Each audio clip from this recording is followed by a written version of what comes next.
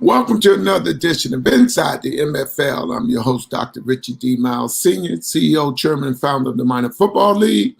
Today is Friday. I hope you all taking your precautions, meaning keep your face masks on. If you guys have not had your immunization shots, it's up to you to take them. I'm not going to tell you whether you should take it or not. Just do what's best for you. I'm not saying not to take it as well. But the MFL is here, and I have a guest on today, one of the players that the MFL get ready to sign. We're excited about it, but the MFL is here. As you know, we moved the season back.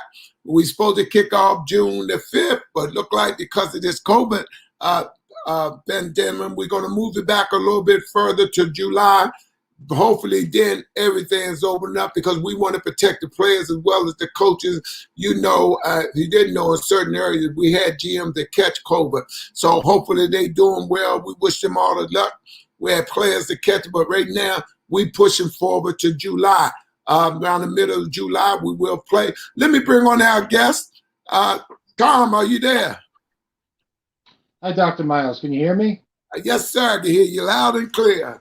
Thanks for joining us today. Tell MFL Nation a little bit about yourself and your position that you're going to play for. He's down there in the Carolinas. He will be signed with the North Carolina Oilers. So we're excited about that. Right now, give MFL Nation a little synopsis of who you are, sir. Great. My name is Tom Sheehan. I'm originally from Springfield, Massachusetts. Uh-oh. And I'm not in those neck of the woods. Yeah. Past two seasons, starting in 2019, I started playing football, semi-pro football, for a team called the Connecticut Gamblers in the New England Football League, the NEFL. And here's something people might want to know about me. Currently, I am 56 years old. I started playing at 55. And in July, when the season starts, I will be 57 years old. Oh, okay. Yeah, I don't know for sure, but I say I'm the oldest player in the country. There might be some guys older than me, but until someone corrects me, I'm going to say I'm the oldest semi-pro player in the United States. And yeah. I play offensive line and defensive line, and I also do special teams, kickoffs, where this past season I played for the South Carolina Elite of the NDFL. And on special teams, I have 2 tackles. And when these guys in their 20s find out that they just got tackled by a guy my age, 56 years old, they just lose it. They say, "What? No, you're kidding me. No way." Absolutely. Well, the MFL is the only minor professional league in the country. And what we're trying to do is bring former players from the field to the front office. I know you had a chance to take a look at what we're doing and stuff, and players like yourself, we offer coaching positions. We want guys with experience that come in and nurture and coach these young men that we have. As you know, and I know you had a chance to look at everything, this is our 28th year that the MFL been around. We did not play last year because of COVID. And, I've been to too many funerals of players that I know, guys I went to school with. So this pandemic is for real. But just asking you, giving you an opportunity to talk about the MFL and the difference between, and we tell everybody about it's a difference between semi-pro and minor professional football. And I tell guys all the time, it's no such thing as semi-pro. Either you're pro or you're not. That was a term that people use to justify saying our football, but we want people to understand that it is a difference. As you know, you have an opportunity to see, but tell us a little bit about what you do. What type of work do you do? And, just a little bit about you. Well, presently, you could say use that word I'm semi-retired. Oh. So, So with this time now, I can concentrate on staying in shape. And what I do is personally, and I hope this benefits other people, especially older people, as you get older, how to stay in shape, how to stay strong and healthy and relatively young to continue to be able to do the things that we liked to do in our 20s and 30s and even our 40s, and continue to do that into your 50s and 60s and maybe even beyond that. Keeping yourself in good shape, your body, your overall condition. And by playing football, I am actually applying what I have learned and what I am able to do for myself in my own physical condition by stepping up, suiting up, and going out and playing with these guys in their 20s and 30s. Right. Let me ask you this: after having an opportunity to go look at and get your due diligence and look at what the MFL is doing, um, for somebody like yourself, in looking at it, you had an opportunity to look at things. What do you think of the league itself? I mean, we've been around a long time with, great league and stuff, but giving these young men an opportunity, because as you know, it's not that you're not good enough to play in the NFL. A lot of times, it's not enough room. And everybody have a developmental league. You familiar with that? Baseball, basketball, hockey, never mind it, professional football. And the reason for that, we want to, more importantly, we want these guys to understand beyond the field, because you can't play football forever. So we have these different programs that we implement in sports management. A lot of guys don't understand. Even in the other league, you find a lot of guys leave that league and it broke because they had no plans, that they had nothing to look forward to in the future. We tell these young guys that, if you're in sports management, marketing, PR, this is something that the MFL will definitely have you guys to explore. Also, we have programs that we do working with at-risk youth. We have programs such as No Thugs, No Drugs, Early Youth Offender Program, Conflict Resolution. These are some of the type of programs that the MFL we implement, and we want our guys to take part in because we want to give back to the community. You know what I mean? Because a lot of times, you see athletes only on the day that they play. After that, you don't see them again until that next week that they play again. But being in the community, we like our guys to do 100 hours of community service. So these are some of the things that the MFL we implement and we are doing all the time. We want to make sure guys have an opportunity to coach after leaving the game, because sometimes guys leave their game and they still, can't leave the game, if you know what I mean. I'm saying that right. You lead the game, but you really don't want to lead the game. So you be interested in coaching if given an opportunity to. And the MFL is a laboratory of change. We definitely want young men to have an opportunity to explore other things besides football when you actually lead the game of football.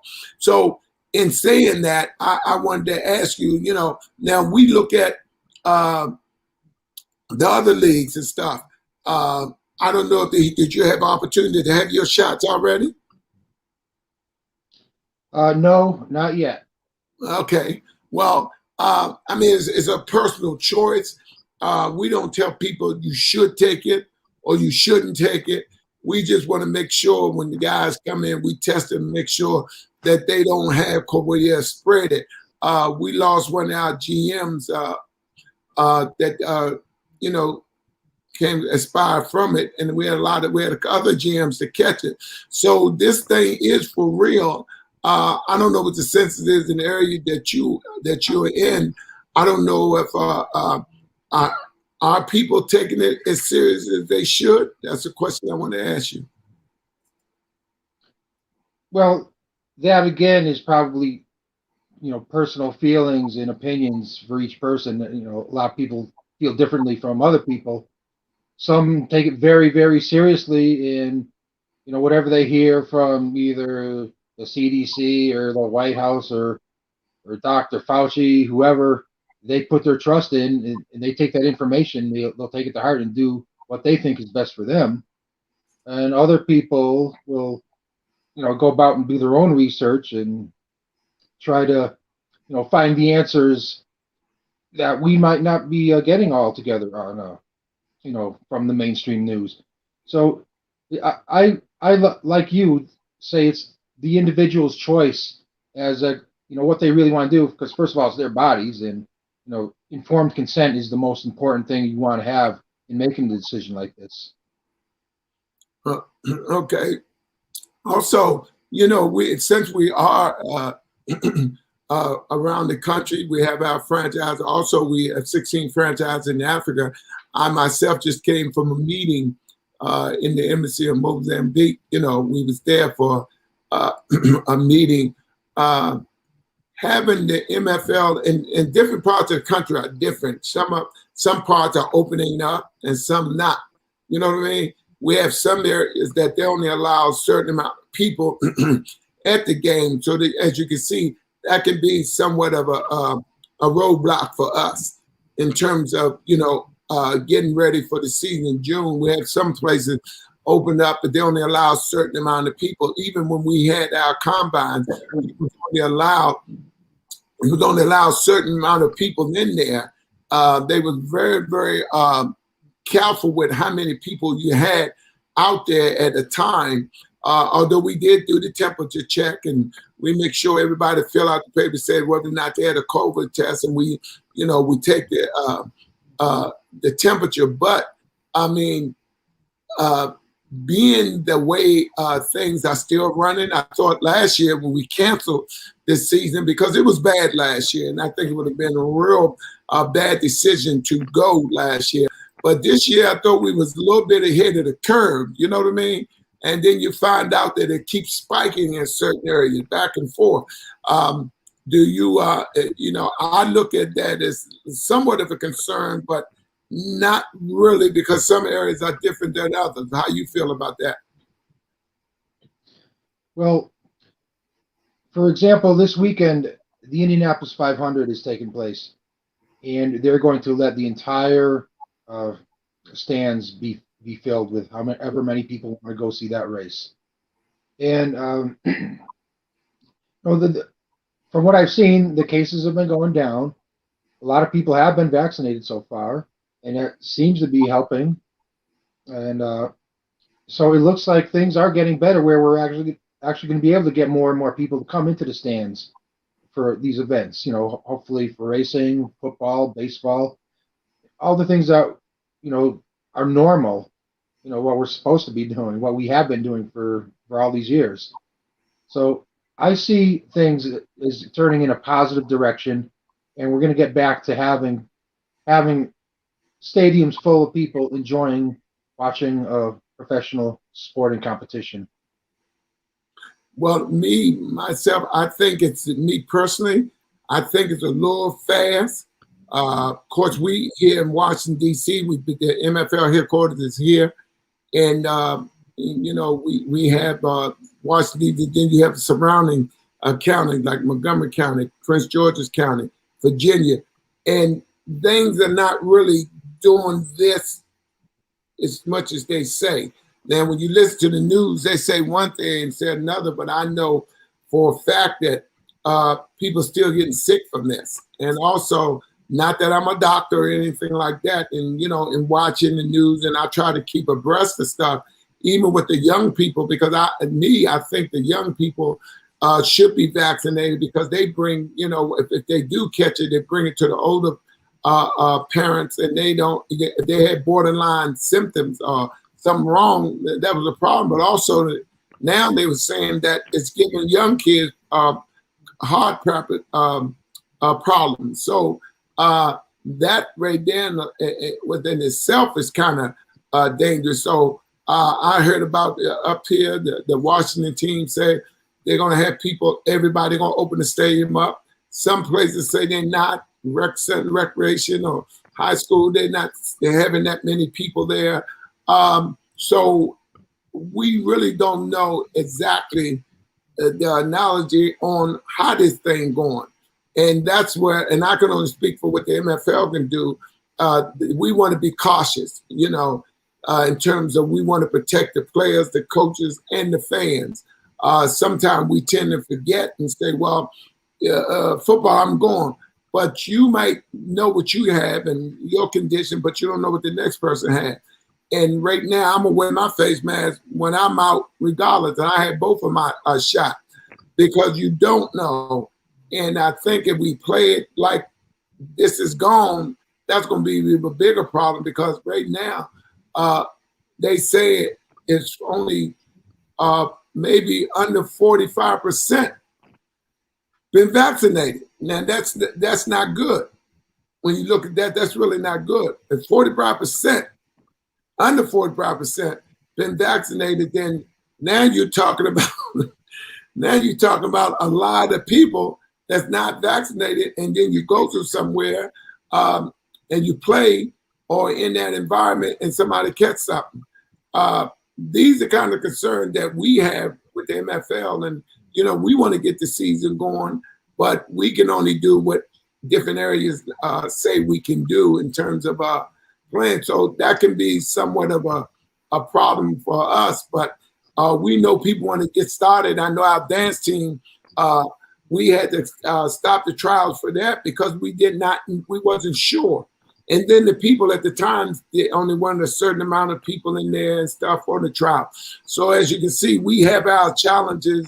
It's just like everybody else, maybe more so than anybody else. But we just want to make sure we want to get started, but we want to make sure that we're not putting no one at risk, be it players, coaches, and fans. So this is the problem that we're facing right now.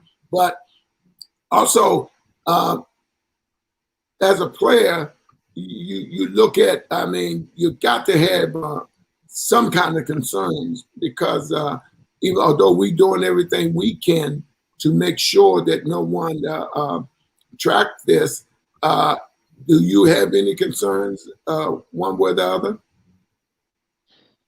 Personally, no, because part of my research that allows me to play football at my age also concerns my own immune system, how to keep my immune system at peak performance to protect me from viruses and any other germs I might come across.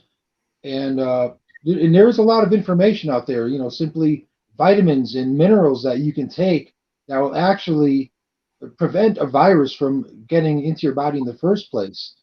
And there are many YouTube videos with doctors who talk about this, and you can do all kinds of research just looking up, vitamins for your immune system, minerals for your immune system. And I think people need to start by taking responsibility for their own health and wellness, and that begins by understanding how your body works, how your immune system works, what foods are actually good for you, and what foods can actually harm you by eating them. So by taking care of yourself and making sure that you're eating right and you're getting all the vitamins and minerals you need, most people are actually fine throughout a situation like this. It's those that are really, really sick, the older, and they have other health conditions, pre-existing medical conditions. They're the most vulnerable in a situation like this. Those are the people who really have to be careful. But for most people who are in relatively good health and keep on top of things, there really isn't an issue for them. What do you think about the season went for the colleges? Was that a good move for some of the colleges to play as opposed to some? I know the HBCUs had they choose to opt out, and then they played a few games. And as you know, the Power 5 schools played. I guess you was glad to see that the fact that they did play. But I'm thinking more so than for the schools that didn't play. Do you realize the impact that it had on a lot of these schools, and a lot of players did not get an opportunity? And what are your thoughts about? I'm just asking you, the player, the players that wasn't able to play this year, and the school's getting them another year to play. What do you think of that? Well, you have to take it, take the good with the bad. The bad is obviously they couldn't play a normal season the past year and a half now it's turning into. And hopefully they will get the opportunity that they missed by not being able to play. And this whole situation is just wreaked havoc with schools, high schools, colleges having to postpone things or cancel altogether, put things off till instead of playing football in the fall, now we're going to play in spring, or now we'll wait till next season. Hopefully we can just put this all behind us and get back to a sense where, okay, this is done, it's over, and we are going to have the opportunity that we might have missed it this past year and a half, but we're back on track now and we're back to normal. Well, I tell people all the time, this is the norm. What was once normal is not that anymore. So what do you think about being a player? Everybody want to get in camp and stuff, which we are right now. I don't know if you had an opportunity to see. We had combines going, and then we had to stop them for a while. Then we could, start back again, getting these, players in. Now more players calling, even more now, as opposed to, we get a lot of players to call and stuff, but it's the different parts of the country that we bring the players in. That's exciting. And then you find out more and more the different leagues. Like I know you're familiar with the Arena Football League and stuff. And Arena Football is that's a game that it never ceases to amaze me. How you can play ball in that small environment. I know it can be very physical. And I know it's very dangerous. And as you know, if you're not aware of, the CFL, Canadian Football League, is not going to go this year. Are you aware of that? No, it's the first I've heard this. Oh, yeah, absolutely. They decided not to go this year because of course, they didn't go last year because of they don't know exactly how. Well, maybe let me I thought at one time I heard they wasn't going to go because I know when the XFL was going to start in 2020, and I know that when they was talking about the XFL was going to start in 2022, along with the XFL. So getting that back. So the XFL, the Canadian Football League is going to go. I know they I heard something good. You get so many different stories, because I know they said that the XFL is going to come back again. I know you heard of that, right? That they're supposed to be coming back in 2020, 2022? Yeah, I heard a little bit. I really don't follow the XFL that much, but I did hear something, I think. Yeah. So, it's just everybody trying to, I guess, try to maneuver through this situation as we are as well. Have you had an opportunity to talk to the GM down there down with the Oilers down in North Carolina? Have you had an opportunity to talk with them yet? No, I haven't had that opportunity yet. Okay. I hope soon. Well, really nice guy, Mr. Harvey Watts III, great guy down there at the helm down there. So when you heard about this league, was you shocked? You wasn't aware that it was around, huh? Well, what really caught my interest is the first thing I saw about North Carolina Oilers. They were supposed to be in Asheville, which is where I am now. But it seemed that was a couple of years ago, and as of this year, I am not sure. Are they supposed to be in Asheville, or are they in another part of North Carolina now? Well, right now, that's why I made sure I give you Mr. The GM number, Mr. Harvey Watts, because the year before last, when we first did the feasibility study down there, it was done in that area. We were looking at several areas down there in North Carolina, and we were trying to find what one would be the best place to put the franchise. So this is going to be the first year that it's down there. We was just doing feasibility studies in different parts of North Carolina. As we do with every place that we decide to go to, we like to do feasibility study and see what's the best place. Because I'm not from down that area, only because the GMs and coaches we get is from that area. So they kind of tell us what's the best place to put the franchise. You follow what I'm saying? Because we don't know. We go to different parts. When we go down, of course, we fly down, but we're not familiar with the area. You know, like I say, I'm from Washington, D.C. So when we go down to, when we went down to Florida, we went down to Florida. We was down there in Tallahassee, Florida. We went down there to do it. But after you went to, several places down in Florida that put a franchise down there. You know, you have Miami, you have Fort Lauderdale. You know, there's a lot of different places down there. But we wanted to find out what would be the best place for the MFL to put the franchise. Now, down in Florida, we're definitely going to go with 2 franchises down there. But one going to be in Miami, and then we're going to put another one as soon as we finish our feasibility study, where it's going at. So some parts of the country is bigger than other parts, you know, and you want to make the geographic, you want to make the division that they're in kind of close. Like we down in Georgia, the Georgia Warriors down there. Then you have North Carolina, Oilers, South Carolina Outlaws. You have the Tennessee Patriots down there. Then you got the Florida Bears and the Florida 49ers down there. So as you can see that is kind of big down there. But also up here in the Mid-Atlantic, you look at, you know, the Washington Chiefs, the Maryland Colts. Then up in Philadelphia, we have the Saints up there, and we're going to move from New Jersey. We'll be moving the Raiders from up there, and we're going to move and then we're definitely going to move them in the Chargers. So, we want to keep everything geographically close. You know what I mean? So when you heard you in one part and you heard it was coming, no, that was just a feasibility study was done in different parts. You know, we try not to go to one area if it might not work for us. And what we're trying to do as a league. Yeah, well, that's great. though. It's good to scope things out first and find the best place to set up a team. You know, that's doing your homework, doing your research. So, so you avoid troubles down the road. Say, oh, why did we set a team up here?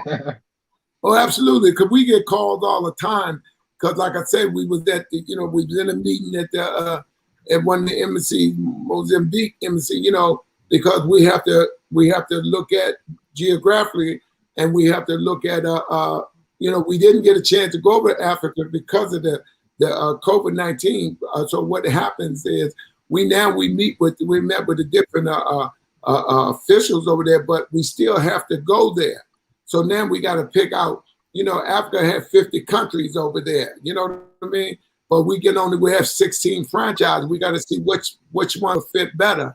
You know, you have Ghana, Nigeria, Egypt, Sierra Leone, in different parts that we can do feasibility studies. In some areas, we can't do no feasibility studies. You know what I mean? Some areas we're not allowed to go in. So we're definitely trying to get things in place now, because before you know it, it'll be time to go. And as I stated earlier, we did have our kickoff date was for June the 5th. But because we can't open up in certain areas, we have to wait till they tell us we can. You know what I mean? So right now we have to push back the season, and because they told us that's when things are open up for us and when we can get the venues there. So I realized that we just play a 10-game schedule, 5 at home, 5 away in the playoff. But even though if it's narrowed the schedule down, we'll play the remaining games and just do a playoff. But we will go. So, but being very mindful of, we definitely don't want to make sure everybody's safe when we do it. So for the GMs and the coaches that really working hard and getting things ready, and I know everybody had their challenges, As I stated earlier, we had 2 GMs that got sick with COVID, but right now they're doing fine. Thank God. So we just looking forward to getting in camp, and it gives us an opportunity to fine tune things a little more, if you know what I mean. And people, calling us all the time, and they want to know where their franchises are located. When you say Florida, what part of Florida? Or when you say, you're in Washington, Maryland, you're in New Jersey and Delaware, where? So these are some things that we will put that up as soon as we can when they open up. Like some places we had, but when we couldn't go in them, then we gotta change that up and see where else we can go to play. So those are some of the things that we have now challenges with, and hopefully when you talk to him, he'll tell you exactly where they're going to. They'll start. Well, but right now they are practicing now, but they will tell you exactly where and where they're going to be. But tell me a little bit about you again. Where you go to high school? Did you play in high school? Oh, well, a long time ago in Springfield, Massachusetts, I went to classical high school, which has since been turned into condominiums. The building, I think the building I went to high school in was built in like 1897. It's one of the beautiful old buildings of Springfield, Massachusetts. Beautiful architecture there if you've never been there. And I never went to college. So I didn't play football in high school. I didn't play football in college. And like I said earlier, I didn't play until 2 years ago when I started playing when I was 55 years old. Yeah, late bloomer. A lot of guys didn't, play ball high school until some guys didn't play till their junior and senior year. Some guys walk on in college. That happens all the time. They didn't get a scholarship and they get an opportunity to walk on out there and they play. That's what's so important about the minor league system, because you have a lot of guys in school and college they might have been on the team, but they really didn't play. You know what I mean? You have guys might have been on the team for 4 years, but they didn't play. You follow what I'm saying? They probably they're on one of them good teams that got themselves a couple of rings and stuff, but to actually play, no. So that what makes the MFL so unique and so different, because you get the opportunity to give these young men an opportunity to develop these young men. Because I had a lady said her son played 4 years in college, but he really never got the opportunity to play. And she said, Dr. Myles, I'm not saying it because it's my son, but I think he's a really good ball player. He just didn't get an opportunity to play because of seniors in front of them and then juniors. You know what I mean? So it gave him an opportunity to play and develop in the minor football league. And come to find, he was a pretty good ball player too. He just never had that opportunity to play. If you go to one of them Power 5 conference schools, man, what they're gonna have about 80 guys suited up and stuff. And then you got the guys that starting and stuff. So it can be kind of rough for you to get an opportunity to play. Then some guys get an opportunity to play.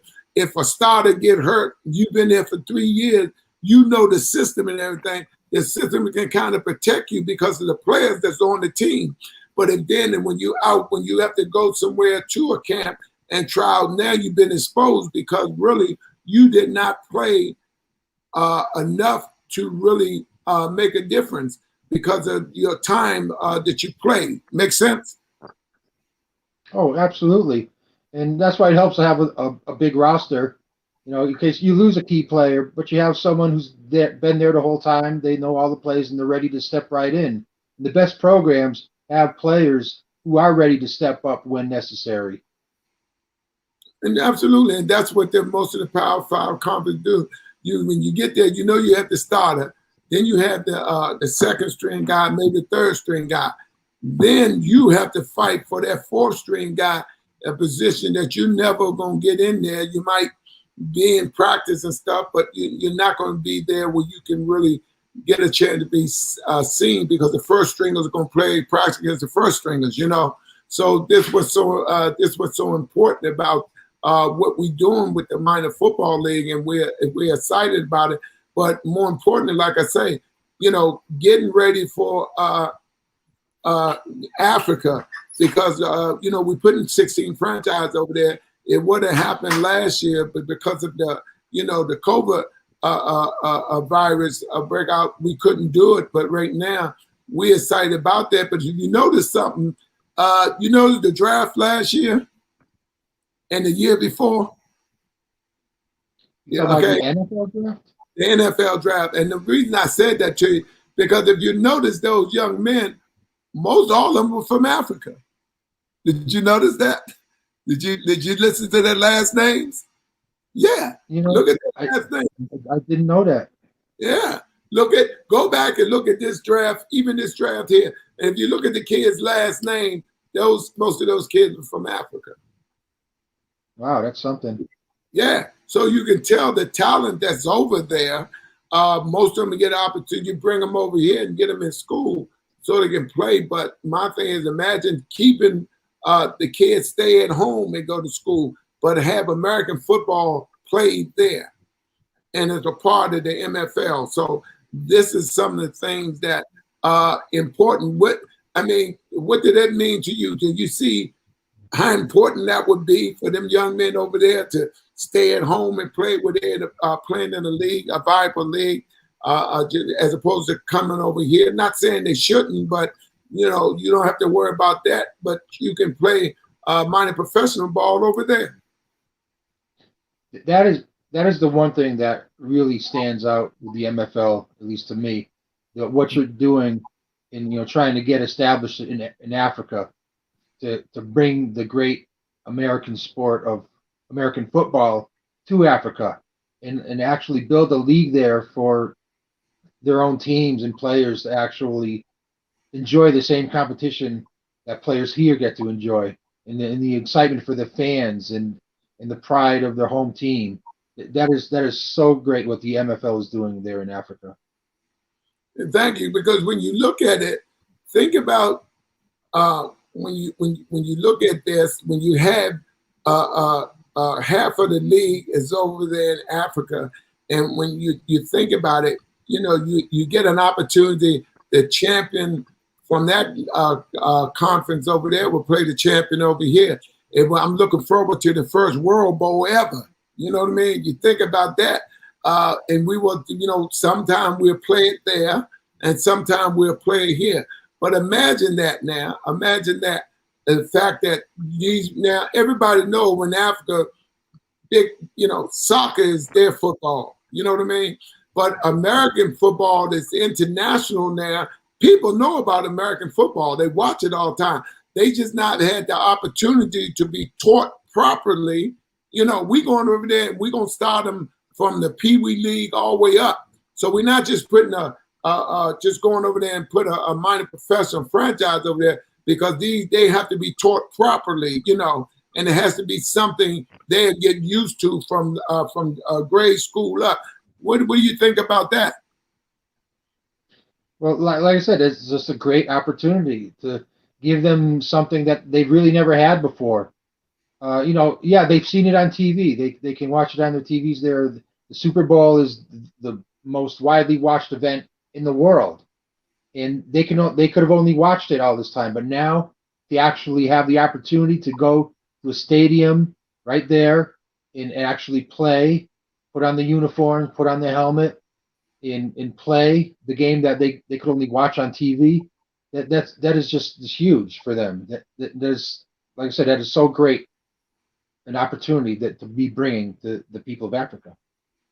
Yes, and then these great athletes there, like everywhere else. And I was just talking to the ambassador from Mozambique, and he was saying that we're familiar with American football. We watch it, we see it, we love it. But soccer is our game, but we would love to understand American football.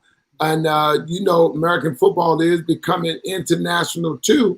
But more importantly, we want them to have an opportunity to go over there and teach them the rule of the game. We want to teach the coaches how to coach the game properly. We want to teach the young people how, the technique of the game. This is something that we're not taking over there and bringing back. It's something we're going to leave over there, where you have a whole conference over there of 16 franchises, and you have an opportunity for coaches to learn how to coach, teach them how to, front office, general manager, teach them the business of football. When you talk about that, and then now you're talking about all the young kids and bringing them properly. I've watched, I don't know if you had an opportunity on the social media, you get a chance, you look over there, they try to emulate and try American football, but they don't have the right equipment on. They don't really know the game per se in terms of technique, coaching skills. And I looked at it, I said, oh, that'll never work. Because people send me stuff, saying, hey, we got a football over here too. And you look at it and it's awful. So not to tear them down or anything like that, but we going over there and teach them the proper way of playing football, American football. And as you know, American football is more universal than people think it is. And hey, you might have to grab your passport, because we're going to take a lot of guys over there to teach them and coach them and teach their coaches the technique of American football. What do you think of that? That's a fantastic opportunity. And, just to bring a whole new culture to the continent, like I said, something they've only seen on TV, something they could only imagine doing themselves.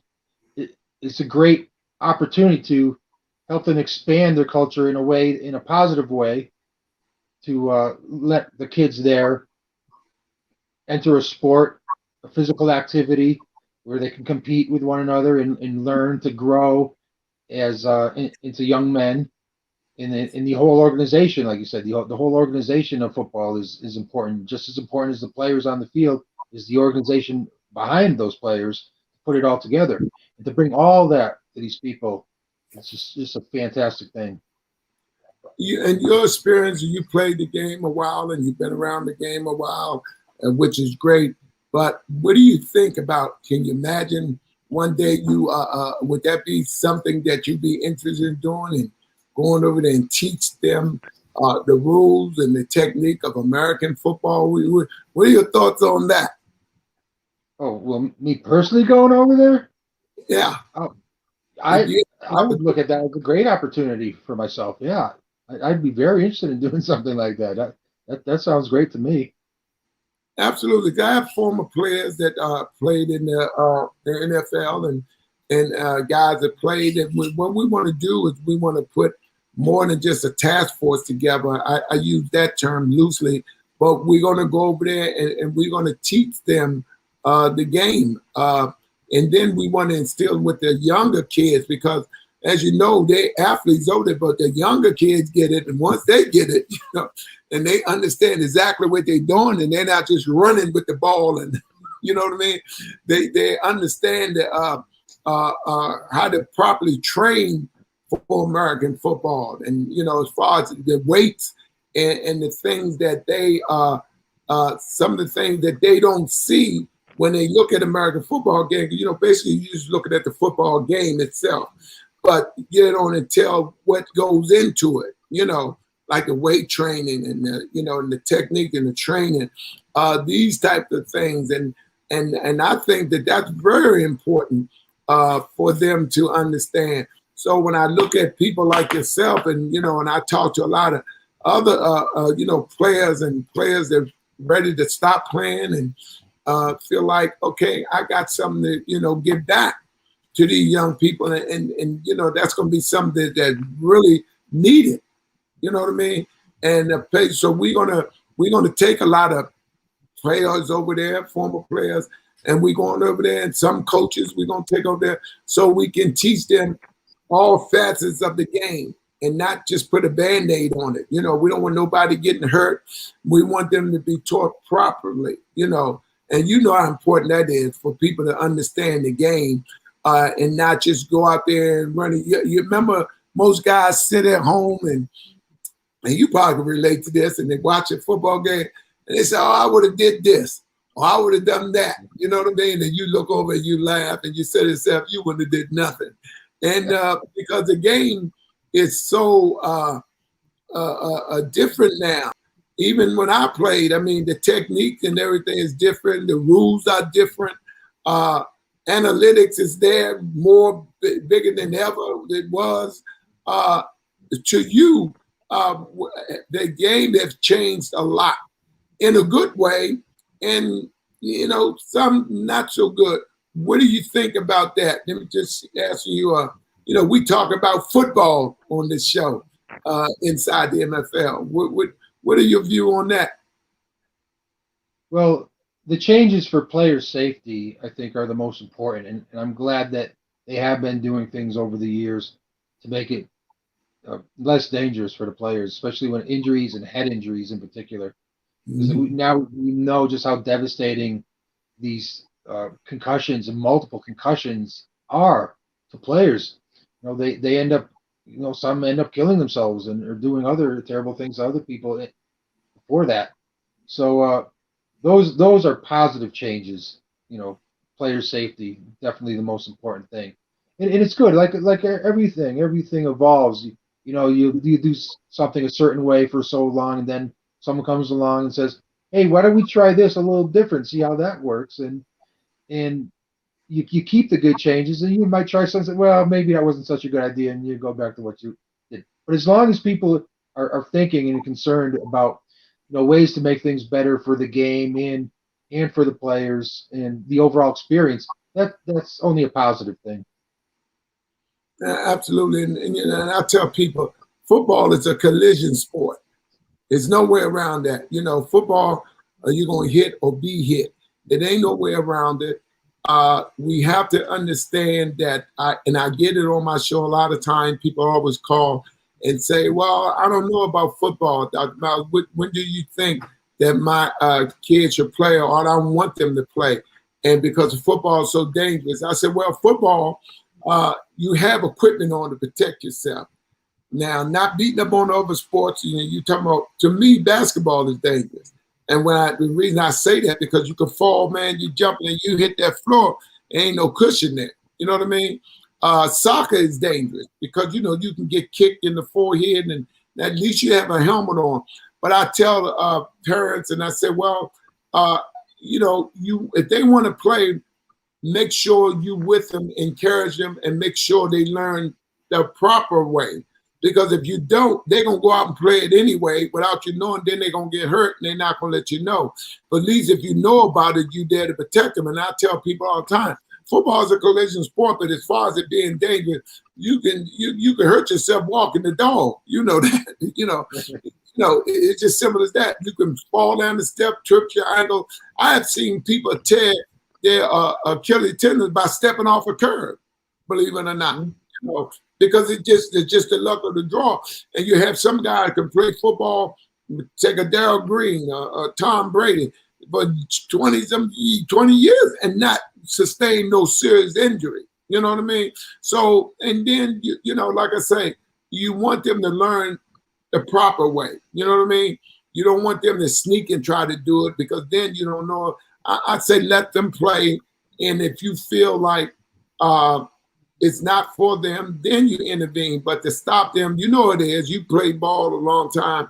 It's hard to tell a kid, not to do something they want to do, especially if they that gun hole and that serious about learning to play it, and you take it from them, because then they're going to go behind your back. So we don't want that. You know what I mean?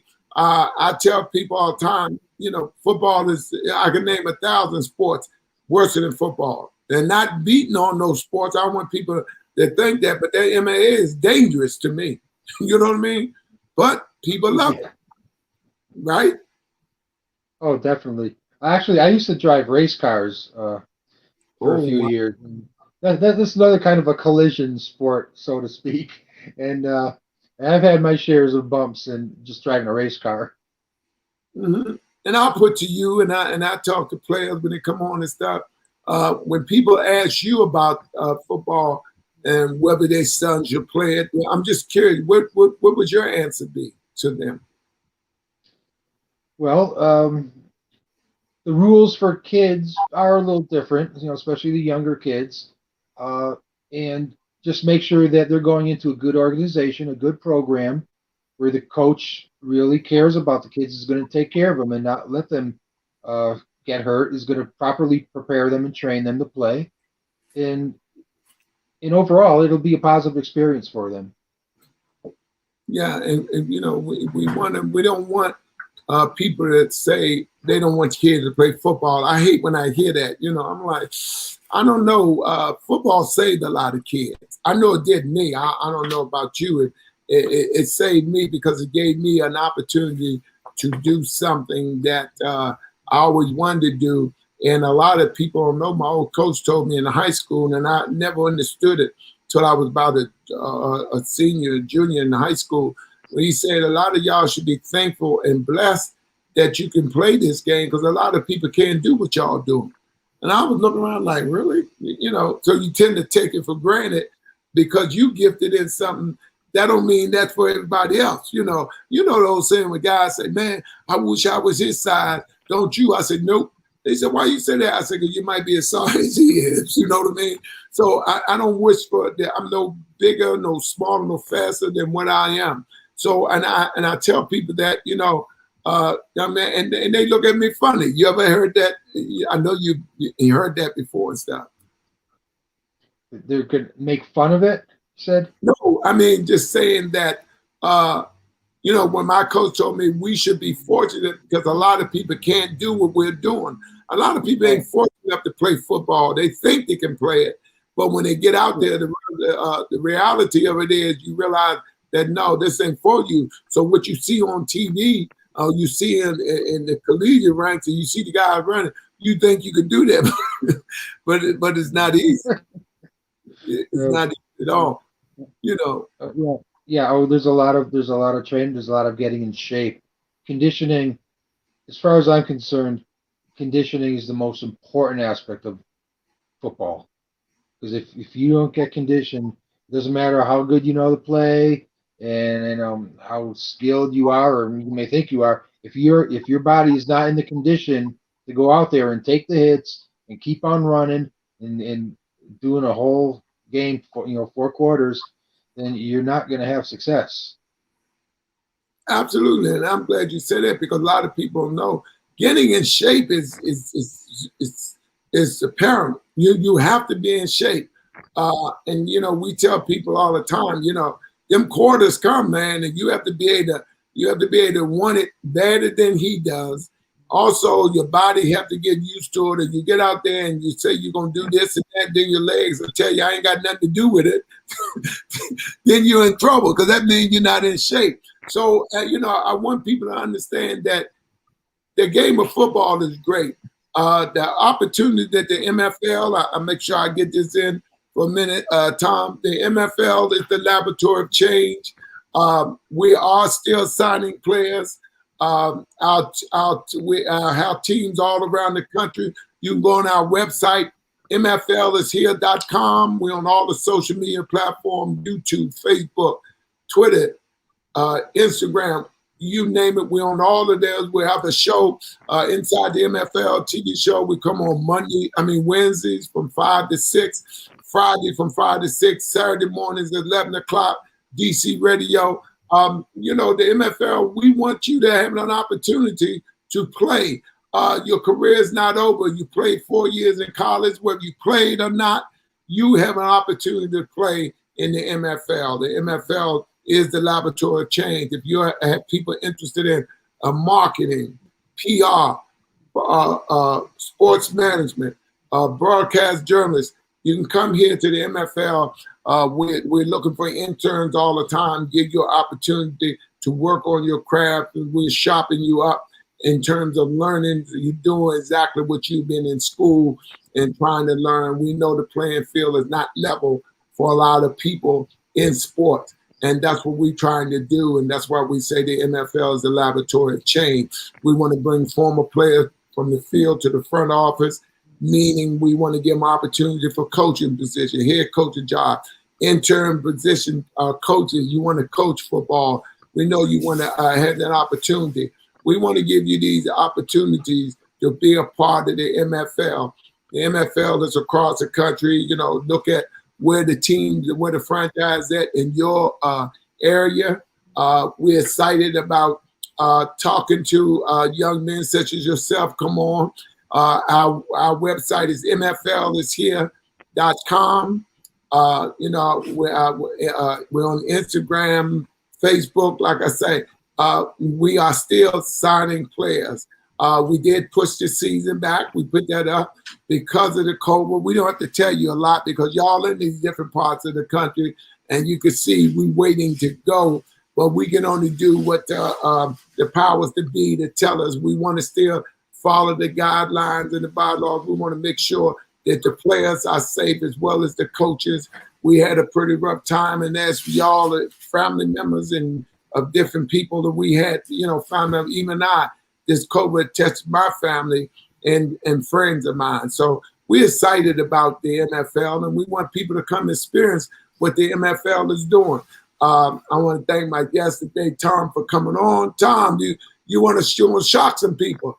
I want to thank you for coming on, and I want to say, you know, thank you for coming on today. This has been another edition of Inside the MFL. I want to shout out to my GM, Mr. Chuck Barlow down there with the Georgia Warriors, along with the GMs and all around the country that we have, that we're looking forward to getting things started. I know they can't wait to get started, but more importantly, they understand what we're doing and what our challenges are.